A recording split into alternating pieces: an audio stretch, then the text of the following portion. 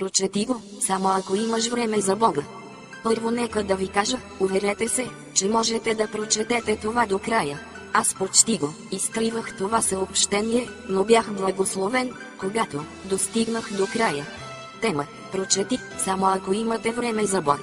Лесно и трудно. Защо е толкова трудно да се каже истината и така лесно да се излъже? Защо толкова ни се спи в църквата, но след проповедта се събуждаме? Защо е толкова трудно да се говори за Бога и така лесно говорим мръсни неща? Защо е толкова скучно да четем християнска литература и ни е толкова забавно да преглеждаме списания с лошо съдържание? Защо е толкова лесно да изтрием съобщения за Бог и да препращаме мръсни съобщения? Защо църквите и храмовете са станали по-малки, а барове и клубове нарастват по размер? Предаваш ли се? Мисли, ще го изтриеш ли или ще го препратиш? Само не забравяй, че Бог те наблюдава. Молитвено колело, нека видим дали дяволът може да спре това. Значението на молитвеното колело е, когато получите това съобщение, да се молите за човека, който ви го е изпратил. Това е всичко, което трябва да направиш. Няма прикачени файлове и тъна, това е много мощно. Ще те помоля, не спирай това колело. От всички възможни подаръци молитвата е най-добрата. Тя не струва нищо и носи прекрасни награди. Нека Бог да ви благослови и да ви пази. Ако това не успее трогне човек, нищо няма. Това послание е истинно. Надявам се, че ще бъдете благословени, като мен, след като прочетете следната история. И все пак аз се чудя колко много хора изтриват това съобщение само като прочетат заглавието. Един ден Сатана и Исус разговаряха. Сатана беше се върнал от Едемската градина и се смееше с пренебрежение, казвайки: да, Господи, току-що се преумножиха моите последователи там на земята, устроих им капан, използвах стръв, на която не могат да устоят, всички се хванаха. Какво ще правиш с тях?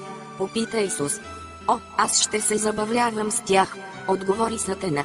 Ще ги науча да се женят и развеждат, и как да се мразят, да злоупотребяват и да се обиждат, и разбира се да пият и пушат. Ще ги науча да измислят пистолети и бомби, за да се унищожат взаимно.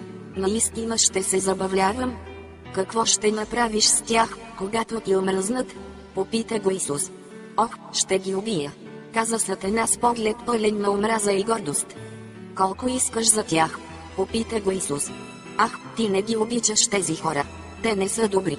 Защо ти са? Ти ще ги вземеш и те ще те намразят, ще ти се изплюят в лицето, ще те прокълнат и убият. Ти не би искал такива хора? Колко? Попита Исус отново. Сатана погледна Исус и подигравателно отговори: всичката ти кръв, сълзите ти и живота ти. Исус каза: готово.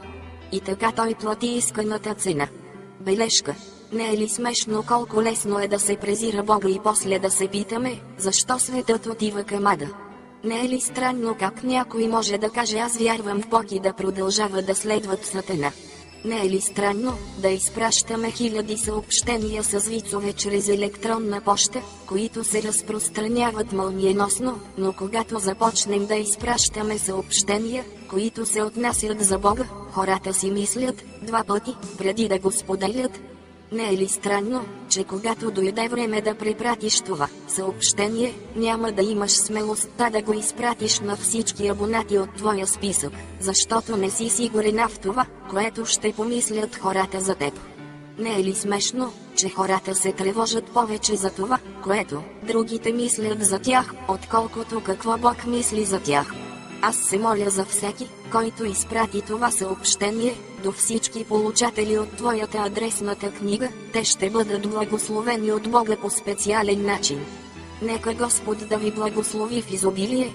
Аз изпращам това съобщение, защото аз не се срамувам от Христос и искам всички да знаят, че аз обичам с цялото си сърце онзи, който умря за мен на кръста. Ти ще се посрамиш ли от Христос?